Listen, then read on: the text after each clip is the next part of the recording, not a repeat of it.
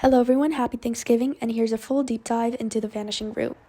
So here's the equation in the graph for the vanishing root, and it got named that because there is a root that vanishes at x equals 6, and we will discuss that whole and these asymptotes later on. There are a few things we have to keep in mind of the equation r of x using this criteria, and r of x is written in the form of f of x over g of x, where they are both polynomial functions being divided by each other. When looking at these individual f and g equations, when setting each of them equal to 0, they have a total of 4 rational roots. And then when setting r of x equal to 0 as a whole, it has 2 roots. To find the vertical asymptotes of r of x, you first simplify the function and then set the denominator equal to 0, and when you do that, you find that it has 2 vertical asymptotes at x equals -3 and x equals 2. For horizontal asymptotes, you look at the leading degree of r of x after simplifying, and since they are the same, you divide the leading coefficients of f of x and g of x, and find that there is one horizontal asymptote at x equals 1, and this horizontal asymptote when graphed will determine the end behavior and limits at infinities.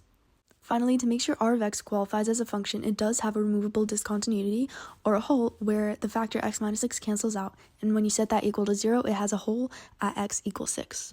So let's discuss the graph. We correctly found the x-intercepts, and there is a y-intercept at y equals 2/3. There is a removable discontinuity or hole at x equals 6, and the limit for both sides of that hole is 7 over 18. There are several limits for each vertical asymptote in which the function either approaches infinity or negative infinity, and these vertical asymptotes are an example of infinite discontinuities. And finally, the horizontal asymptote at x equals 1 determines the end behavior of the graph, or where the left side and right side of the graph approach as they approach infinity, and these also signify infinite discontinuities.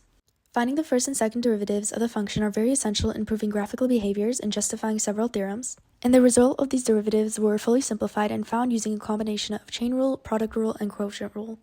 So first, to find the y-intercept, you set x equals 0 and find that the y-intercept is 2/3, and x-intercepts are found by setting y equals to 0, and there are 2 x-intercepts at x equals -1 and x equals 4. To find the critical points and extrema, you have to set the derivative of the function equal to 0, but when you do so, you find that the function always remains positive and never has any roots or crosses 0 because you can't take the negative square root of a function. Therefore, since r prime of x is always greater than 0, positive, increasing on the domain, and doesn't have any roots, there are no critical points.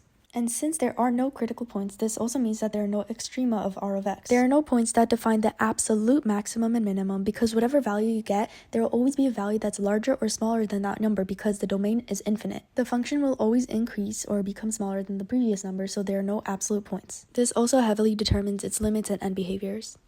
It was previously discussed that r prime of x has no critical points, which means that it's greater than 0 for every x in the domain, and since it is always positive, that means that the function r of x is always increasing. The concavity of r of x is found by using the second derivative test, which is why we found the second derivative of r of x previously. The point of inflection of r of x is found by setting its second derivative equal to 0.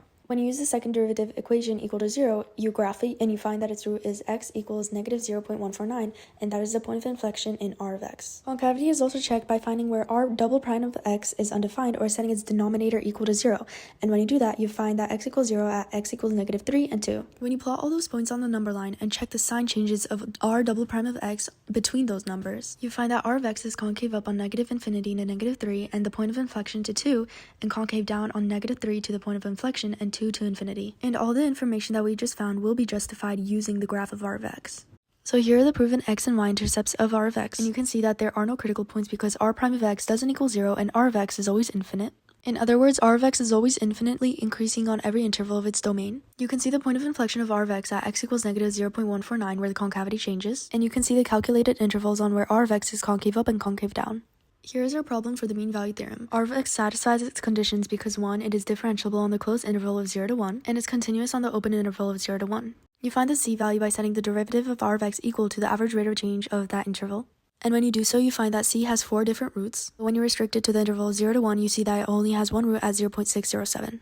So what do these values signify? Well, when you define mean value theorem and use these numbers to find the tangent line at x equals c and the secant line of the whole equation on that interval, you find that they have the same slope and are parallel lines, which proves the hypothesis of the mean value theorem. C is the intercept of the tangent line to the normal function, and you find that it is between 0 to 1. For the intermediate value theorem, we can take the root x equals -1 on the interval of -2 to 0 as an example. To satisfy the IVT conditions, 1, the function is continuous on the closed interval.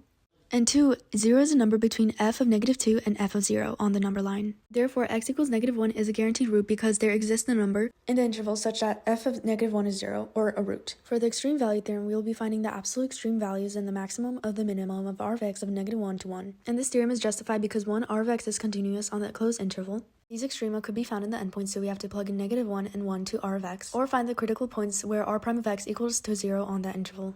But since we found that r of x has no critical points, r of 1 is greater than r of -1, the absolute max in that interval is that x equals 1, and the absolute minimum is that x equals -1. Finally, we'll be finding the tangent and normal line to r of x at x equals 1/2. For the tangent line, we can use the linear approximation formula where we plug in 1/2 for a, and we find that the first derivative is very important for this equation because it determines the slope of the line. For the normal line, we use the same formula but use the opposite reciprocal for the slope of the previous formula, in which instead of f prime of a, it's -1 over f prime of a. And when you graph these derived lines, you find that they all intersect each other successfully at x equals 1/2. And you know that our calculations are correct because the normal line and the tangent line are directly perpendicular to each other. Thank you for watching. I hope you learned a lot.